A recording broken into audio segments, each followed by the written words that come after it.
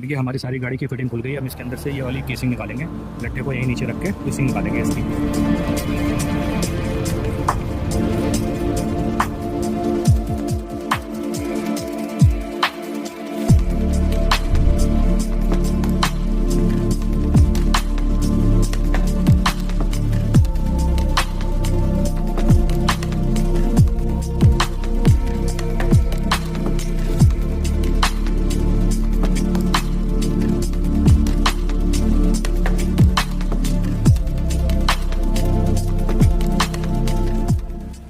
ये cooling coil यहाँ पे लीक कर रही है इसकी, ये हम नहीं डालेंगे, आपको अगली वीडियो में दिखाएंगे।